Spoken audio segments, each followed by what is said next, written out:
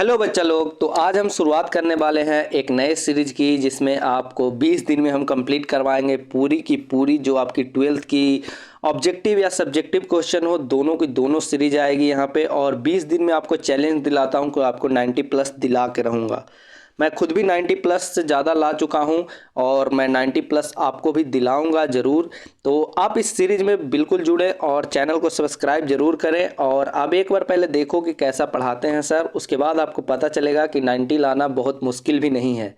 बस कुछ कुछ समझ होनी चाहिए और कैसे होनी चाहिए वो आपको इस वीडियो में देखने को मिल जाएगा। तो हम जब वादा करते हैं आपसे कि अगर 20 दिन आप कंटिन्यू रह गए तो आप ज़रूर 90 प्लस ला सकते हो, मैथ में वो भी। तो बाकी सब सब्जेक्ट में तो लाना और भी इजी हो सकता है आपके लिए। तो चलिए बिना फालतू का बात किए हुए हम शुरुआत करते हैं। लेकिन उससे पहले ये चैनल अभी नया बनाया हूँ मैं, तो चैनल को सब्सक्राइब कर देना। मैं ऑफलाइन में पढ़ाता हूँ बट ऑनलाइन में उतना अनुभव नहीं है, तो थोड़ा कोऑपरेट करिएगा और बिल्कुल जो पढ़ाने का ढंग है उसको देखिएगा। तो चलिए हम चलते हैं वीडियो में और बताते हैं आपको। तो यहाँ पे पहले कट कर लेते हैं। चलिए तो देखिए, सबसे पहला क्वेश्चन जो हम हर इसमें सबसे पहले आपको बता देता हूँ कि इसमें क्वेश्चन जो मैं 50 क्वेश्चन सेट किया हूँ वो हर मतलब क्या बोलते हैं उसको, हर चैप्टर से सेट किया हूँ। और जैसा लेवल आता है वहाँ पे वैसा ही प्रीवियस ईयर के हिसाब से देख देख के सेट किया हूँ। तो चलिए स्टार्ट करते हैं। तो सबसे पहले क्वेश्चन देख सकते हो कि इफ़ आर बराबर 2,2 दिया हुआ है, 3,3 दिया हुआ है, 2,3 दिया हुआ है, 3,2 दिया हुआ है, 3,1 दिया हुआ है और 2,1 दिया हुआ है। और इसमें से रिलेशन फाइंड करने के लिए बोल रहा है, जिसमें सेट क्या है। तो सेट ये है, देख सकते हो कि सेट में वैल्यू क्या है, 1 2 3 है इसमें सेट में वैल्यू। तो सबसे पहले आपको पता है कि रिफ्लेक्सिव किसको कहते हैं, सिमेट्रिक किसको कहते हैं, इक्विवेलेंस किसको कहते हैं, ट्रांजिटिव किसको कहते हैं। तो सिंपल रिफ्लेक्सिव में जो होगा सो आप ध्यान रखिएगा। रिफ्लेक्सिव में होगा कि अगर 2,2 है तो 2,2 भी होना चाहिए। रिफ्लेक्सिव में सिंपल आप बोल सकते हैं कि जैसे मान के चलिए कि कोई ए है तो ए के साथ ए होना चाहिए। जैसे कि यहाँ पे देख सकते हो कि 2 के साथ 2 है, कि इस सेट में देखिए सेट में कौन कौन सा नंबर है। तो 1 है तो 1 के साथ 1 इसमें है, देखिए 1 के साथ 1 इसमें नहीं है, यानी कि रिफ्लेक्सिव ही नहीं हुआ। 1 का साथ हुआ, अगर इसमें 1 होता तो ये रिफ्लेक्सिव हो सकता था। जैसे कि देखिए 2 के साथ 2 है, 3 के साथ 3 है, तो ये ऐसे अगर रहेगा तो रिफ्लेक्सिव होता है, वरना रिफ्लेक्सिव नहीं है। चलिए सिमेट्रिक की बात करते हैं। तो सिमेट्रिक में सबसे पहले सिमेट्रिक देखने के लिए क्या करते हैं, अगर ए का बी से है तो बी का रिलेशन ए के साथ होना अनिवार्य है। जैसे कि इसमें हम देखते हैं, देखिए जैसे 2 का 2 से है तो 2 का 2 से भी है, जैसे 2 का 3 से है तो 3 का 2 से है, जैसे 3 का 1 से है तो 1 का 3 से नहीं है, तो 1 का 3 से नहीं है, यानी कि ये सिमेट्रिक भी नहीं है। अगर सिमेट्रिक भी नहीं है, रिफ्लेक्सिव भी नहीं है, तो सिमेट्रिक और रिफ्लेक्सिव नहीं है तो इक्विवेलेंस तो ये हो ही नहीं सकता है। तो इसमें सिंपल एक ऑप्शन जाता है कि ये ट्रांजिटिव है। अब बताते हैं ट्रांजिटिव कैसे होता है। ट्रांजिटिव का रिलेशन होता है ए अगर बी के साथ है, बी अगर सी के साथ है, तो यहाँ ए और सी में रिलेशन होना चाहिए। जैसे कि इसको आपको दिखाते हैं, जैसे देख सकते हो यहाँ पे आपको दिखाते हैं यहाँ पे कि 2 का 3 के साथ है, 3 का देखिए 3 का 2 के साथ है, जैसे 2 का 3 के साथ है, 3 का 2 के साथ है, तो 2 का रिलेशन 2 के साथ यहाँ पे है। तो ये जो है सो ट्रांजिटिव के अंदर आता है, तो ये ट्रांजिटिव रिलेशन है। चलिए बढ़ते हैं अगले क्वेश्चन की तरफ बच्चा लोग। आगे बढ़ते हैं हम लोग, क्वेश्चन नंबर सेकंड में आते हैं। यहाँ पे नंबरिंग पे आप लोग नहीं जाइएगा, ये क्वेश्चन मैं चुन चुन कर लाया हूँ, इसलिए यहाँ पे नंबरिंग आपको दिख रहा होगा कि 5 लिखा हुआ है, किसमें 6 लिखा हुआ है, तो खैर उस पर आप नहीं जाइए। चलिए इसमें सेकंड क्वेश्चन की बात करते हैं। तो रिलेशन आर है जो कि 1,2, और पहले सेट देखिए कि सेट यहाँ पे देख लिए।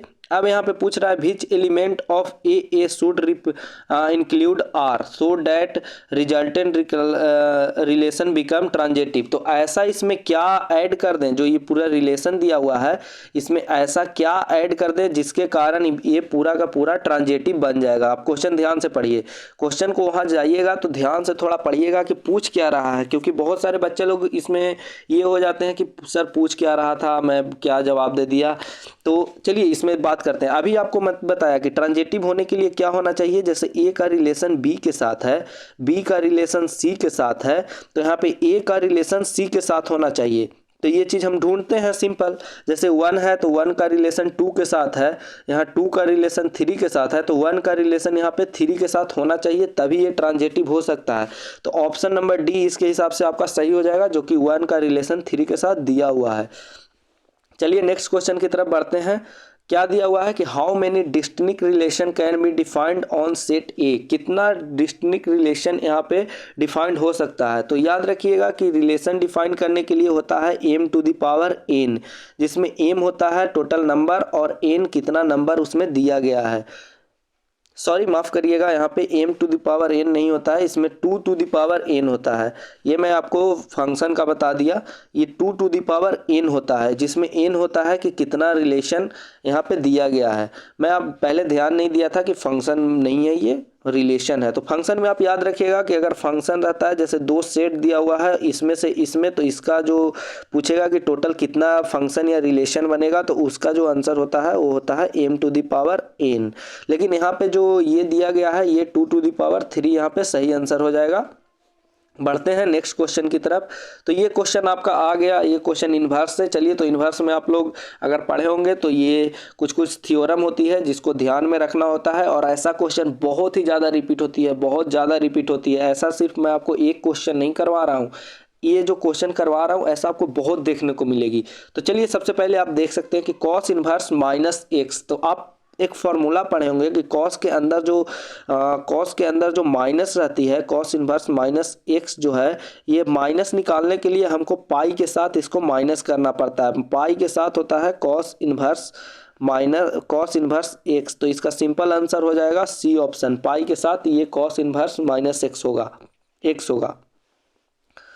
चलिए बढ़ते हैं नेक्स्ट क्वेश्चन की तरफ। थर्ड नंबर क्वेश्चन, यहाँ पे थर्ड तो नहीं, पता नहीं नंबरिंग कौन सा चल रहा है, लेकिन क्वेश्चन आप देखिए फिलहाल। तो इस क्वेश्चन में देख सकते हैं क्या पूछा है, साइन इन्वर्स एक्स है। साइन इन्वर्स एक्स है और इसमें ऑप्शन में आपको 4 ऐसे ऑप्शन दिए हुए हैं। तो आपको देखना है कि साइन को हमको किस में चेंज करना है। तो कॉसेक में चेंज करेंगे तो क्या ऐसा होगा या ऐसा होगा। तो सिंपल साइन इन्वर्स का आप लोग जानते होंगे कि साइन इन्वर्स क्या होता है। आपको सिंपल मैं ट्रायंगल के रूल से बता देता हूँ, आपको अगर यहाँ पे डाउट होगा कुछ तो पूछ लीजिएगा। ऐसे मैं ट्रायंगल के रूल से इसलिए बता दे रहा हूँ कि कुछ लोग अगर नहीं भी समझे होंगे तो उनको पता चल जाएगा। जैसे साइन का होता है परपेंडिकुलर अपॉन हाइपोटेनस। तो परपेंडिकुलर इसका कितना है, x दिया गया है, हाइपोटेनस में नीचे में कुछ नहीं है तो यहाँ पे हम 1 मान सकते हैं, तो यहाँ पे 1 है।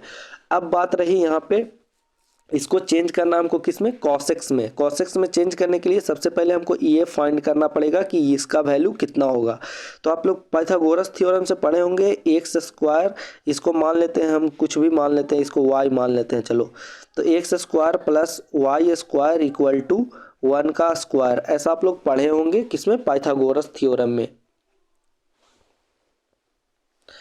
लेकिन हमको तो यहाँ पे कॉसेक का निकालना, और कॉसेक में ये सब जरूरी नहीं होती है। कॉसेक का क्या होता है, हाइपोटेनस अपॉन परपेंडिकुलर। तो हाइपोटेनस 1 है और परपेंडिकुलर यहाँ पे देख सकते हो कि परपेंडिकुलर का x है और हाइपोटेनस यहाँ पे 1 है। तो हम लोग को कॉसेक्स में अगर लिखेंगे, यहाँ पे कॉसेक में लिखेंगे तो यहाँ पे क्या हो जाएगा, 1/x हो जाएगा। ये उल्टा हो जाता है क्योंकि यहाँ पे परपेंडिकुलर बाई हाइपोटेनस है, तो यहाँ पे हाइपोटेनस बाई परपेंडिकुलर हो जाती है। तो इसके हिसाब से आपको यहाँ पे जो राइट आंसर होगा वो राइट आंसर होगा ऑप्शन नंबर बी। चलिए नेक्स्ट क्वेश्चन में चलते हैं। यहाँ पे देख रहे हो कि tan इनवर्स x है। तो ये सब क्वेश्चन आपको बिल्कुल फास्ट करना है। अगर आप बना ले रहे हो फास्ट तो वीडियो को 2x पे कर दो या फिर थोड़ा सा फास्ट कर दो। लेकिन कुछ बच्चे यहाँ पे नहीं कर पाएंगे, उनको लिए मैं थोड़ा यहाँ पे हेल्प कर देता हूँ। जैसे tan क्या होती है, परपेंडिकुलर अपॉन क्या होती है, बेस, और हमको चेंज इसमें किस में करना है, तो इसको करना है हमको कॉट एक्स में। कॉट में क्या होती है, कॉट एक्स बराबर क्या होता है, ये होता है बेस अपॉन परपेंडिकुलर। तो यहाँ पे जो भी है एक्स है, एक्स अपॉन 1 है, तो यह 1 अपॉन एक्स हो जाएगा, जो कि सी ऑप्शन में आपको बिल्कुल देखने को यहाँ पे मिल रहा है। चलिए बढ़ते हैं नेक्स्ट क्वेश्चन में, जहाँ पे आपको और बताते हैं। अब आ गया यहाँ पे क्वेश्चन, ये किसका क्वेश्चन है, डिटर्मिनेंट का क्वेश्चन है। बहुत ही शानदार, ऐसा क्वेश्चन आपको लिख के रख लो, आपको मिलेगा ही मिलेगा, बहुत सारा रिपीटेड ऐसा क्वेश्चन मिलेगा। तो चलिए यहाँ पे आपको बताते हैं। देख सकते हो कि क्वेश्चन में दिया गया है 5 और ये अंदर में डिटर्मिनेंट दिया गया है। तो 5 इंटू ये डिटर्मिनेंट दिया गया है। तो इसको कैसे हम सॉल्व करते हैं, तो ये जो 5 है ये सभी के साथ मल्टीप्लाई हो जाएगा, चाहे 2 हो, चाहे 3 हो, चाहे यहाँ पे 3 हो या फिर 4 हो, ये सभी के साथ मल्टीप्लाई हो जाएगा। तो चलिए देखते हैं कि ऐसा कौन सा ऑप्शन है जिसमें 5 सभी के साथ मल्टीप्लाई है।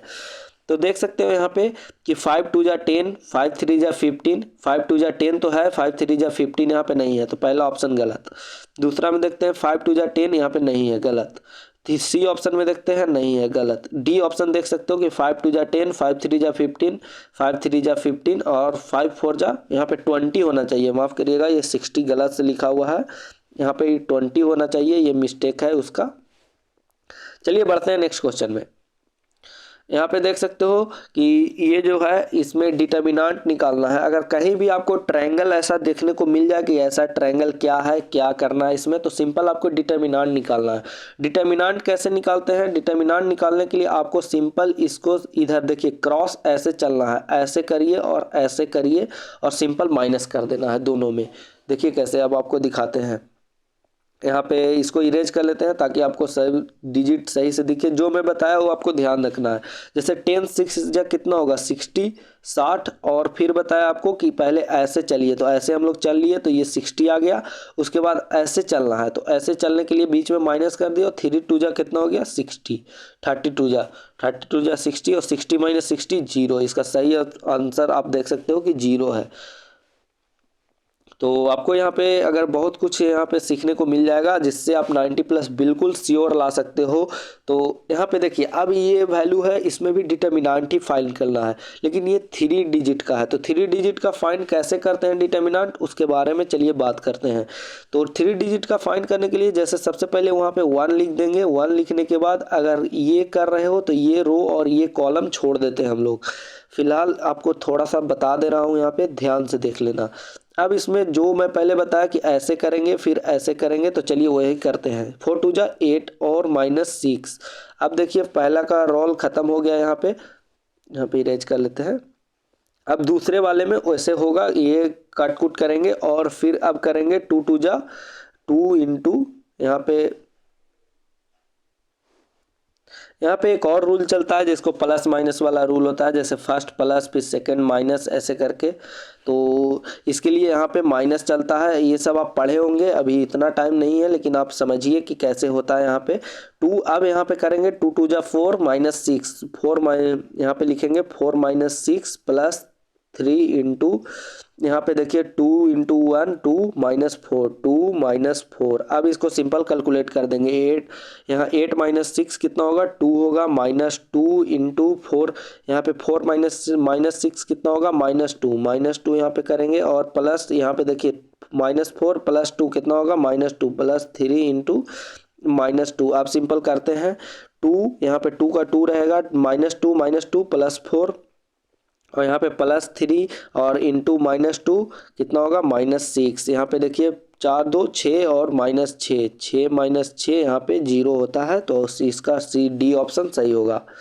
चलिए बढ़ते हैं नेक्स्ट क्वेश्चन के। ये आपको मैं ऐसा नहीं है कि हर क्वेश्चन में आपको ऐसे ही करवाऊंगा बच्चों की तरह, ये मैं सिंपल अभी करवा दे रहा हूँ इसलिए ताकि फर्स्ट वीडियो है, थोड़ा थोड़ा जिनको अगर होगा कि हाँ चलिए थोड़ा सही नहीं समझ रहे हैं तो समझ जाएंगे। बाकी अगले वीडियो से आप उम्मीद मत करिएगा कि ऐसे मैं आपको समझाऊँगा, क्योंकि अब टाइम नहीं है उतना और आप कुछ ना कुछ तो प्रैक्टिस जरूर किए होंगे, आपको भी बोरिंग लग रही होगी।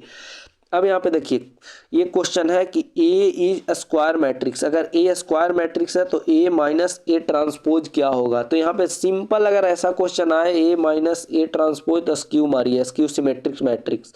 अगर प्लस रहता तो यहाँ पे सिमेट्रिक मैट्रिक्स हो जाता, लेकिन यहाँ पे माइनस है तो स्क्यू सिमेट्रिक मैट्रिक्स आप मार दीजिए। बढ़ते हैं बच्चा लोग नेक्स्ट क्वेश्चन की तरफ। तो नेक्स्ट क्वेश्चन देख सकते हो कि यहाँ पे है if matrix B is inverse matrix of A then A B बराबर बी ए बराबर क्या होगा। यहाँ पे देखिए क्वेश्चन में क्या दिया गया हुआ है वो समझिए। पहले क्वेश्चन को यहाँ पे बिल्कुल डिकोड कर लीजिए कि क्या क्वेश्चन में पूछा गया है। तो यहाँ पे चलिए उसको पहले लिखते हैं। बोल रहा है कि मैट्रिक्स बी जो है वो है इनवर्स ऑफ मैट्रिक्स ए, यानी ए का इनवर्स है। तो ए का इनवर्स यानी इसको ऐसे भी लिख सकते हैं 1/a। अब देखिए b बराबर क्या हो गया 1/a, तो a बराबर क्या हो जाएगा। यहाँ पे देख सकते हैं ab a को इधर भेज सकते हैं और इसको लिख सकते हैं कि ab बराबर यहाँ पे 1 और i1 किसको बोलते हैं हम लोग, i को मैट्रिक्स के लैंग्वेज में इसको आइडेंटिटी बोलते हैं, यानी कि यूनिट मैट्रिक्स। यहाँ पे सी ऑप्शन इसका सही जवाब हो जाएगा।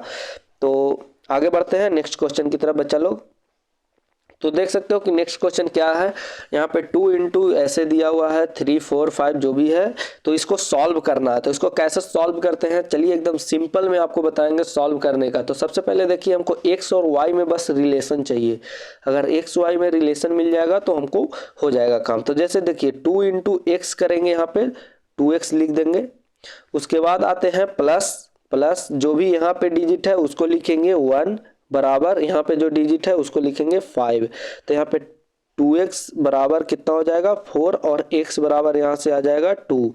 देख सकते हो कि हम सिर्फ एक डिजिट बनाकर यहाँ पे पूरा का पूरा ऑप्शन यहाँ पे छाट दिए, जो कि सही आंसर बी है। चलिए इसको y का भी वैल्यू निकाल देते हैं, y का वैल्यू निकालते हैं।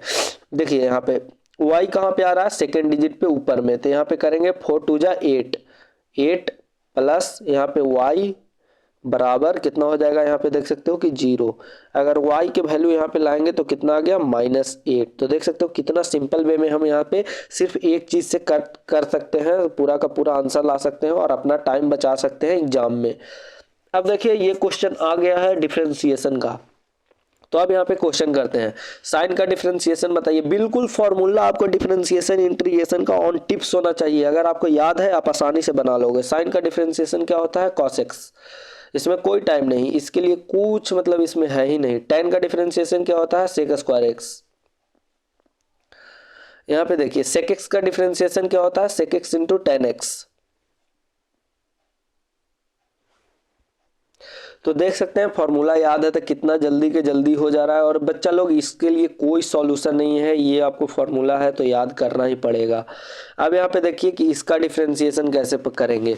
तो सबसे पहले यहाँ पे देख सकते हैं कि डिफरेंशिएशन में हम लोग चेन रूल यूज करते हैं। तो यहाँ पे सबसे पहले हम cos 2x का डिफरेंशिएशन करेंगे, उसके बाद फिर हम 2x का यहाँ पे 2x का डिफरेंशिएशन करेंगे। तो चलिए हम करते हैं सबसे पहले cos 2x का। cos का डिफरेंशिएशन क्या है, तो माइनस साइन 2x जो यहाँ पे है उसको पहले लिख दीजिए पहले। उसके बाद अब आते हैं चेन में, जैसे पहला चेन खत्म हो गया, अब दूसरा चेन यहाँ पे है 2x। तो 2x का डिफरेंशिएशन क्या होता है 2, तो यानी इसका जो हो जाएगा राइट आंसर वो हो जाएगा माइनस साइन 2x, जो कि ऑप्शन नंबर किस में दिया गया है, ए नंबर में दिया गया है, माइनस साइन 2x। बढ़ते हैं नेक्स्ट क्वेश्चन की तरफ। यहाँ पे थोड़ा सा ये हो गया तो इसको हटा देते हैं और बढ़ते हैं यहाँ पे थोड़ा सा बड़ा में इसको पढ़ा जाएगा। देखिए 2 मैट्रिक्स ए एंड बी है, इसको बोला रहा है कि ये कॉन्फॉर्मल फॉर मल्टीप्लिकेशन। मल्टीप्लिकेशन के लिए इसमें क्या होना चाहिए, तो अब जैसे मल्टीप्लिकेशन करते होगे तो जैसे ए हो गया, इसका एम एन और एम, एक सेकेंड रुक जाइए थोड़ा सा अच्छे से बता देते हैं आप लोग को। m क्रॉस n होता है और यहाँ पे b मैट्रिक्स मान के चलिए, जिसका यहाँ पे मान के चलिए a क्रॉस b होता है। तो इसका होने के लिए क्या, ये मैट्रिक्स कब एग्जिस्ट करेगा, जब मल्टीप्लिकेशन होगा। तो इसके लिए आपको n बराबर a इक्वल होना चाहिए, यानी कि ये दोनों डिजिट जो है सो यहाँ पे इक्वल होना चाहिए। ये इक्वल होता है तभी होता है। तो चलिए पढ़ते हैं अब क्या दिया गया सवाल में। दिया गया number of row of A बराबर number of column of B. First वाले को क्या बोलते हैं, रो बोलते हैं, सेकंड वाले को कॉलम बोलते हैं। तो हमको क्या चाहिए, सेकंड वाले का कॉलम और फर्स्ट वाले, सेकंड वाले का कॉलम और सेकंड वाला का यहाँ पे जो रो, फर्स्ट वाला का कॉलम और सेकंड वाला का रो। तो यहाँ पे देखते हैं, देखिए number of column of A बराबर number of row of B. यहाँ पे सी ऑप्शन बिल्कुल सही हो जाएगा, तो यहाँ पे इसका राइट आंसर सी ऑप्शन हो जाएगा। चलिए नेक्स्ट क्वेश्चन में बढ़ते हैं। नेक्स्ट क्वेश्चन यहाँ पे देख सकते हो कि 7 नंबर मतलब मार्किंग इसमें किया हुआ है, लेकिन है 7 नंबर नहीं, ज़्यादा हो गया होगा। ये दिया गया है तो इसमें करना क्या है, हम लोग को सिंपल हम लोग को डिटर्मिनेंट फाइंड करना है। तो डिटर्मिनेंट चलिए जल्दी जल्दी में कैसे फाइंड करते हैं वो आप एग्जाम में कैसे करिएगा। तो 1 इंटू सिंपल दीजिए 6 दूनी 12 और पंचों को 20, 12 माइनस 20 तो -8 हो जाएगा। यहाँ पे माइनस लिखिए 1 इंटू यहाँ पे देखिए 2, 6 दूजा 12, 12 माइनस यहाँ पे चरतियाई 12, 6 2 12 और यहाँ पे चरतियाई 12, तो 12 माइनस 12 0। ये तो पूरा डिजिट ही खत्म हो गया। तो इसको ऐसे करेंगे, प्लस यहाँ पे 2 लिखेंगे और 2 के बाद यहाँ पे 5 2 10 और 3 2 कितना होता है 6, तो यहाँ पे 4 बच जाएगा। अब देखिए -8 और +8 यहाँ पे मिलके कितना हो गया 0। यहाँ पे सी ऑप्शन इसका सही होगा। तो हम लोग ऐसे करेंगे एग्जाम में, मैं जो पहले ऊपर बता रहा था वैसे थोड़ी ना करेंगे, वो तो मैं आपको समझाने के लिए बता रहा था। अब यहाँ पे देखिए क्वेश्चन नंबर 9 में ये क्या पूछ रहा है, सेकेक्स का जो है सो यहाँ पे बताइए इसको इन्वर्स में चेंज करेंगे अगर कॉस में तो क्या होगा। तो सेकेक्स कॉस में अगर चेंज होगा तो सेकेक्स बराबर क्या होता है, सेकेक्स बराबर होता है 1/cos। तो सिंपल आप ऐसे भी याद कर सकते हैं कि अगर इसको करेंगे तो सिंपल जो यहाँ पे x है वो नीचे में हो जाएगा 1/x। और ये सब आपको याद होना चाहिए, फॉर्मूला है सब। इसको कुछ कुछ मैं आपको ऊपर में बताया कि कैसे होता है, perpendicular by hypotenuse, hypotenuse by कैसे, तो वैसे ही इसका होता है, क्या होता है, बेस बाय, इसका होता है हाइपोटेनस बाय बेस, तो चेंज होगा कॉस में, तो कॉस में क्या हो जाएगा, बेस बाय हाइपोटेनस। यहाँ पे देखिए आप मैच कर सकते हैं। चलिए आगे बढ़ते हैं नेक्स्ट क्वेश्चन की तरफ। नेक्स्ट क्वेश्चन देख सकते हो कि सेक का ये रिपीट हो गया question, sec x into 10x। Sec का डिफ्रेंसिएशन चाहिए तो आप लोग ऐसे मारिएगा वहाँ एकदम बिल्कुल टाइम। तो चलिए ये कुछ कुछ क्वेश्चन रहा जो आपको मैं अभी करवा दिया। ये कहाँ तक करवाया, डिफ्रेंसिएशन तक। तो ये रहा पार्ट 1। इसका पार्ट 2 ही जल्दी भी अपलोड करूंगा, या तो सुबह अपलोड हो जाएगी या शाम तक अपलोड हो जाएगी। और आपको ये सीरीज 20 दिन तक मिलेगी, और अगर आप 20 दिन कर लिए तो पक्का आप 90+ ला सकते हो। तो यार 20 दिन तो कम से कम पढ़ लो। इतना पूरा साल अगर नहीं पढ़े हो तो 20 दिन पढ़ने में क्या जाता है। अगर 20 दिन में आपका 90+ यहाँ से करवा रहा हूँ तो सब्जेक्टिव क्वेश्चन भी करवाऊंगा, ऑब्जेक्टिव क्वेश्चन भी करवाऊंगा, हर कुछ करवा दूंगा 20 दिनों के अंदर। बस बने रहो, मैथ का टेंशन आप छोड़ दो, मैथ का टेंशन मैं लेता हूँ आपका। तो चलिए मिलते हैं आपसे अगले वीडियो में, तब तक के लिए ओके बाय बच्चा लोग।